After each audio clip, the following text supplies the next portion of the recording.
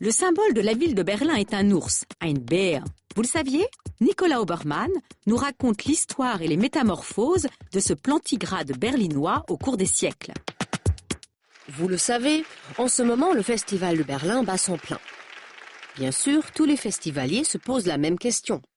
Qui aura l'ours d'or? Car au festival de Berlin, les récompenses sont des ours. Un ours d'or pour le meilleur film et des ours d'argent pour la mise en scène, les comédiens, etc., etc. Pourquoi des ours? Eh bien, c'est simple, parce que l'ours, c'est le symbole de la ville de Berlin. Et vous savez pourquoi?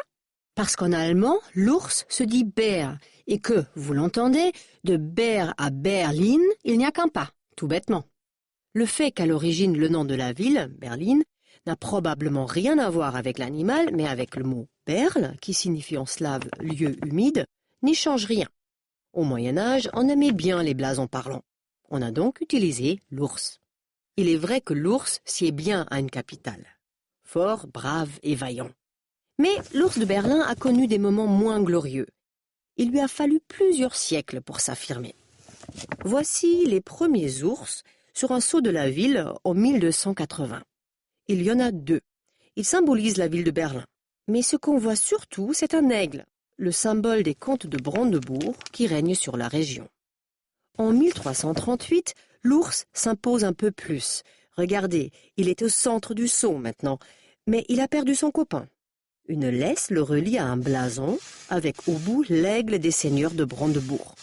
Libre l'ours? Pas encore. Nous voici en 1450. Vous voyez comme l'aigle domine l'ours. On dirait qu'il fait le fier. C'est à l'image de ce qui vient de se passer. Les bourgeois de Berlin se sont révoltés contre les seigneurs féodaux, mais ils ont été matés. Les Berlinois perdent leur autonomie et doivent dorénavant accueillir dans leurs murs les nouveaux princes de la région, les Hohenzollern. L'ours est puni. Mais il se redresse.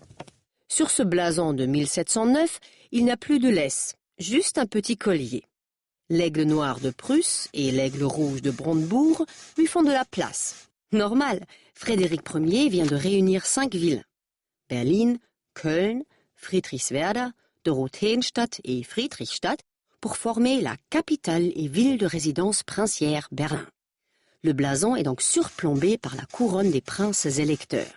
L'ours est fier. 1839. L'ours a encore grandi, certes, mais 2 couronnes le coiffent. La couronne des villes de résidence princière et la couronne royale de Prusse. Le collier, signe de la domination de Berlin par les Hohenzollern, est toujours là. En 1875, la municipalité décide enfin de supprimer le collier et de rendre à l'ours un aspect plus sauvage, avec des poils en broussailles. Il a l'air plus agressif. Normal, l'Allemagne a gagné la guerre de 1870.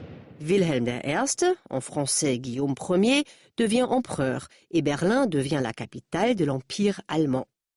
Le grand blason de la ville de 1883 reprend le même ours émancipé. Berlin se transforme encore. En 1920, 8 villes, 59 communes rurales et 27 domaines fusionnent pour former le Grand Berlin. Les aigles monarchiques disparaissent définitivement.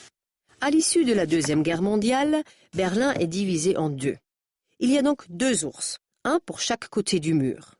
Et c'est l'ours ouest-allemand qui devient en 1990 l'emblème du Berlin réunifié. Un ours de profil, libre, costaud, griffu, vaillant, comme il se doit pour le symbole d'une capitale.